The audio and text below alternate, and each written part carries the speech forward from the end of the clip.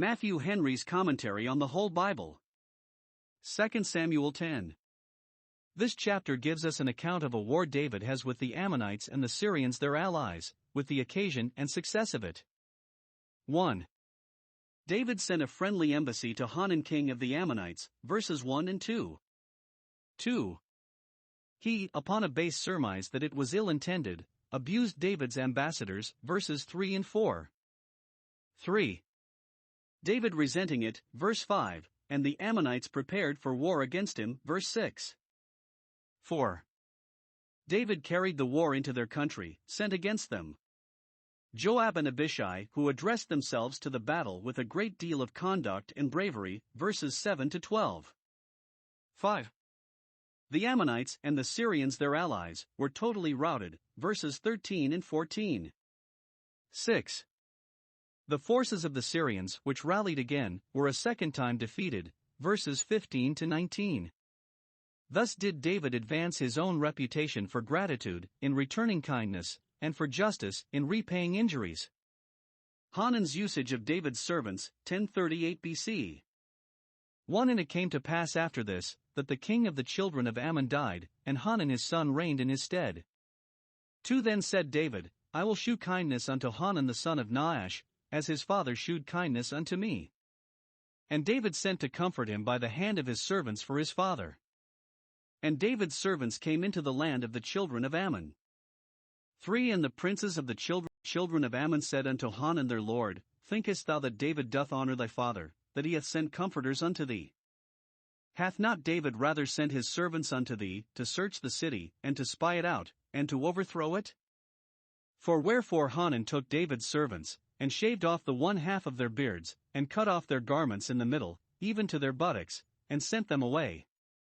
5. When they told it unto David, he sent to meet them, because the men were greatly ashamed, and the king said, Tarry at Jericho until your beards be grown, and then return. Here is 1. The great respect David paid to his neighbor, the king of the Ammonites, verses 1 and 2. 1. The inducement to it was some kindness he had formerly received from Nahash the deceased king. He showed kindness to me, says David, verse 2, and therefore, having lately had satisfaction in showing kindness to Mephibosheth for his father's sake, he resolves to show kindness to his son, and to keep up a friendly correspondence with him. Thus the pleasure of doing one kind and generous action should excite us to another.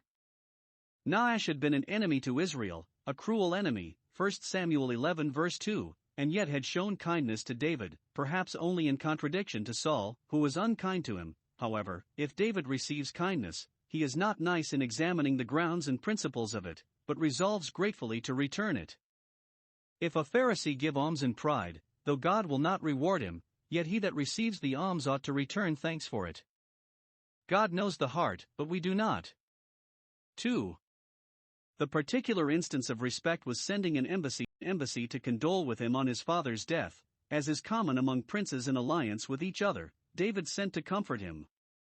Note, it is a comfort to children, when their parents are dead, to find that their parents' friends are theirs, and that they intend to keep up an acquaintance with them. It is a comfort to mourners to find that there are those who mourn with them, are sensible of their loss and share with them in it. It is a comfort to those who are honoring the memory of their deceased relations to find there are others who likewise honor it, and who had a value for those whom they valued. 2. The great affront which Hanun the king of the Ammonites put upon David and his ambassadors. 1. He hearkened to the spiteful suggestions of his princes, who insinuated that David's ambassadors, under pretense of being comforters, were sent as spies, verse 3. False men are ready to think others as false as themselves, and those that bear ill will to their neighbors are resolved not to believe that their neighbors bear any goodwill to them. They would not thus have imagined that David dissembled, but that they were conscious to themselves that they could have dissembled, to serve a turn. Unfounded suspicion argues a wicked mind. Bishop Patrick's note on this is that there is nothing so well meant, but it may be ill interpreted, and is wont to be so by men who love nobody but themselves. Men of the greatest honor and virtue must not think it strange if they be thus misrepresented. Charity thinketh no evil. 2. Entertaining this vile suggestion, he basely abused David's ambassadors, like a man of a sordid villainous spirit, that was fitter to rake a kennel than to wear a crown. If he had any reason to suspect that David's messengers came on a bad design, he would have done prudently enough to be upon the reserve with them, and to dismiss them as soon as he could, but it is plain he only sought an occasion to put the utmost disgrace he could upon them, out of an antipathy to their king and their country. They were themselves men of honor, and much more so as they represented the prince that sent them. They and their reputation were under the special protection of the law of nations. They put a confidence in the Ammonites, and came among them unarmed. Yet Hanan used them like rogues and vagabonds, and worse, shaved off the one half of their beards, and cut off their garments in the midst, to expose them to the contempt and ridicule of his servants, that they might make sport with them and that these men might seem vile. 3. David's tender concern for his servants that were thus abused. He sent to meet them, and to let them know how much he interested himself in their quarrel, and how soon he would avenge it, and directed them to stay at Jericho, a private place, where they would not have occasion to come into company, till that half of their beards which was shaved off had grown to such a length that the other half might be decently cut to it. Verse 5. The Jews wore their beards long, reckoning it an honor to appear aged and grave, and therefore it was not fit that persons of their rank and figure should appear at court unlike their neighbors. Change of raiment, it is likely, they had with them, to put on, instead of that which was cut off, but the loss of their beards would not be so soon repaired, yet in time these would grow again, and all would be well. Let us learn not to lay too much to heart unjust reproaches. After a while they will wear off of themselves, and turn only to the shame of their authors, while the injured reputation in a little time grows again, as these beards did. God will bring forth thy righteousness as the light, therefore wait patiently for him. Psalm 37 verses 6 and 7. Some have thought that David, in the indignity he received from the king of Ammon, was but well enough served for courting and complimenting that pagan prince, whom he knew to be an inveterate enemy to Israel, and might now remember how, when he would have put out the right eyes of the men of Jabesh-Gilead, he designed that, as he did this, for a reproach upon all Israel. 1 Samuel 11 verse 2. What better usage could he expect from such a spiteful family and people? Why should he covet the friendship of a people whom Israel must have so little to do with as that an Ammonite might not enter into the congregation of the Lord, even to the 10th generation? Deuteronomy 23 verse 3. The Ammonites and Syrians defeated, 1037 BC. 6. And when the children of Ammon saw that they stank before David, the children of Ammon sent and hired the Syrians of Beth-rehob, and the Syrians of Zobah, 20,000 footmen, and of King Maacah 1,000 men, and of Ishtob 12,000 men. 7. And when David heard of it, he sent Joab, and all the host of the mighty men. 8. And the children of Ammon came out, and put the battle in array at the entering in of the gate, and the Syrians of Zobah, and of Rehob, and Ishtob, and Maacah were by themselves in the field. 9. When Joab saw that the front of the battle was against him before and behind, he chose of all the choice men of Israel, and put them in array against the Syrians. 10. And the rest of the people he delivered into the hand of Abishai his brother, that he might put them in array against the children of Ammon. 11. And he said, If the Syrians be too strong for me, then thou shalt help me, but if the children of Ammon be too strong for thee, then I will come and help thee. 12. Be of good courage, and let us play the men for our people, and for the cities of our God, and the Lord do that which seemeth him good. 13. And Joab drew nigh, and the people that were with him, unto the battle against the Syrians, and they fled before him. 14. And when the children of Ammon saw that the Syrians were fled, then fled they also before Abishai, and entered into the city. So Joab returned from the children of Ammon, and came to Jerusalem. Here we have 1. The preparation which the Ammonites made for war, verse 6. They saw they had made themselves very odious to David and obnoxious to his just displeasure. This they might easily have foreseen when they abused his ambassadors, which was no other than a challenge to war, and a bold defiance of him. Yet, it seems, they had not considered how unable they were, with their thousands, to meet his, for now they found themselves an unequal match, and were forced to hire forces of other nations into their service. Thus sinners daringly provoke God, and expose themselves to his wrath, and never consider that he is stronger than they. 1 Corinthians 10 verse 22. The Ammonites gave the affront first, and they were the first that raised forces to justify it. Had they humbled themselves and begged David's pardon, probably an honorary satisfaction might have atoned for the offense. But, when they were thus desperately resolved to stand by what they had done, they courted their own ruin. 2. The speedy descent which David's forces made upon them, verse 7. When David heard of their military preparations, he sent Joab with a great army to attack them, verse 7. Those that are at war with the son of David not only give the provocation, but begin the war, for he waits to be gracious, but they strengthen themselves against him, and therefore, if they turn not, he will whet his sword, Psalm 7 verse 12. God has forces to send against those that set his wrath at defiance, Isaiah 5 verse 19, which will convince them, when it is too late, that none ever hardened his heart against God and prospered. It was David's prudence to carry the war into their country, and fight them at the entering in of the gate of their capital city, Rabbah, as some think, or Medeba, a city in their borders, before which they pitched to guard their coast, 1 Chronicles 19 verse 7. Such are the terrors and desolations of war that every good prince will, in love to his people, keep it as much as may be at a distance from them. 3. Preparations made on both sides for an engagement. 1.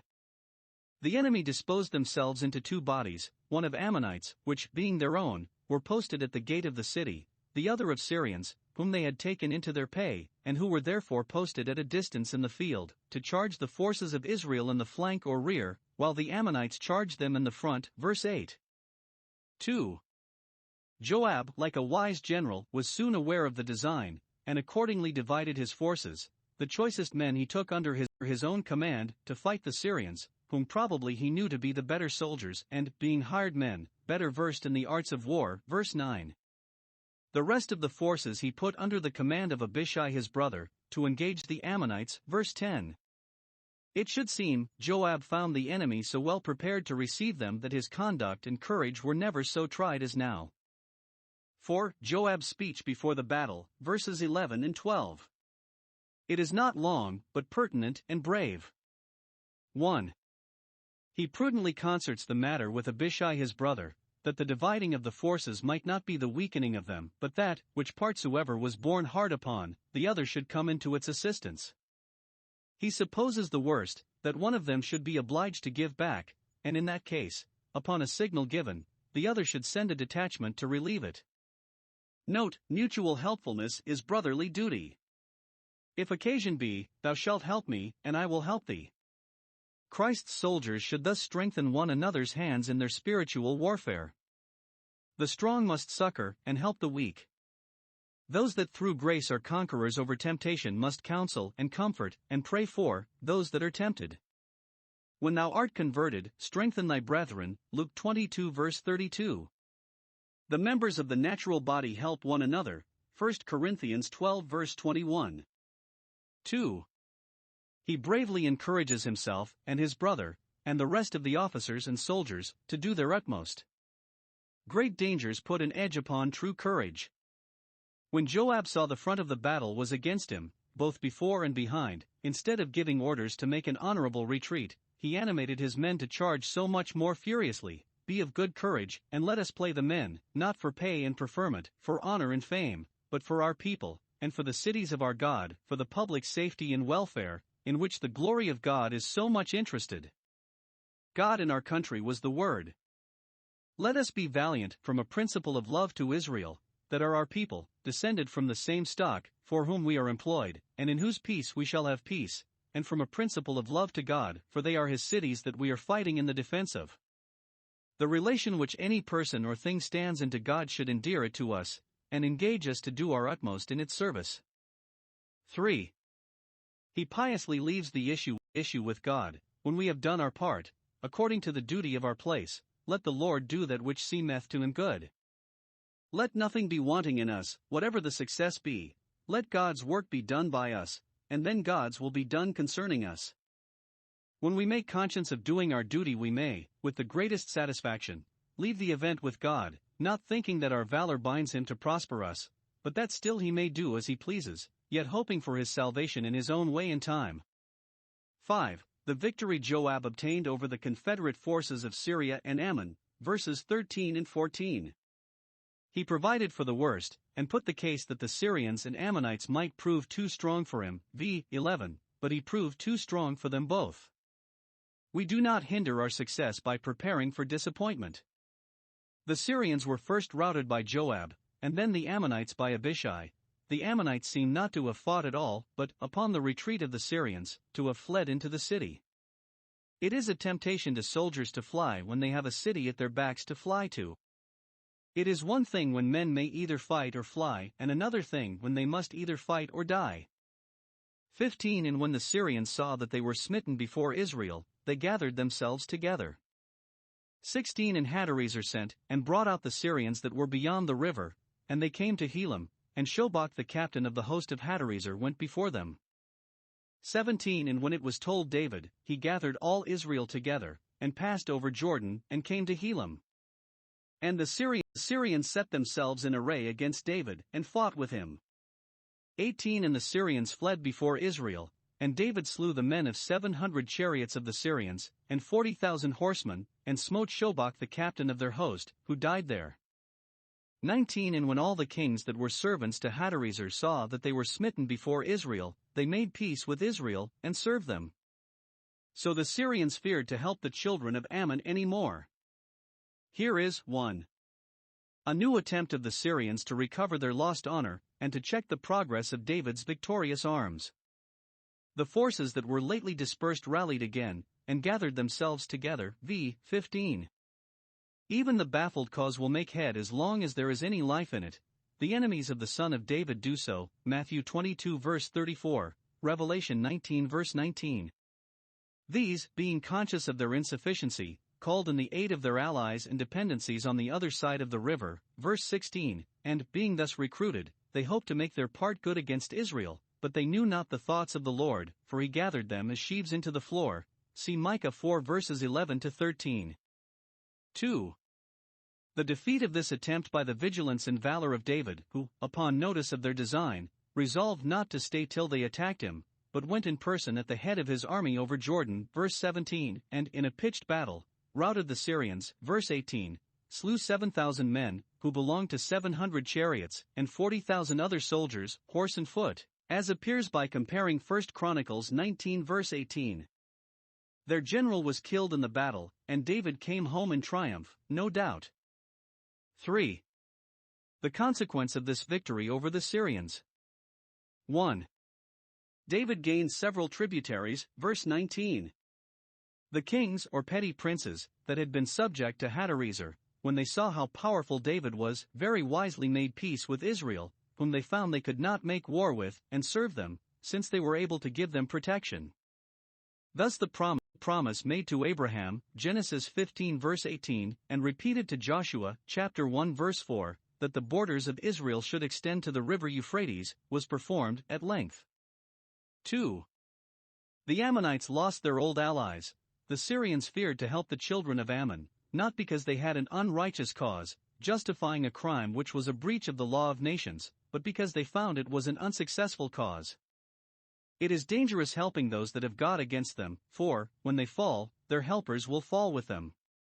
Jesus Christ, the Son of David, sent his ambassadors, his apostles and ministers, after all his servants the prophets, to the Jewish church and nation, but they treated them shamefully, as Hanan did David's ambassadors, mocked them, abused them, slew them, and it was this that filled the measure of their iniquity and brought upon them ruin without remedy. Matthew 21 verses 35 and 41, Matthew 22 verse 7, compare 2 Chronicles 26 verse 16, for Christ takes the affronts and injuries done to his ministers as done to himself and will avenge them accordingly.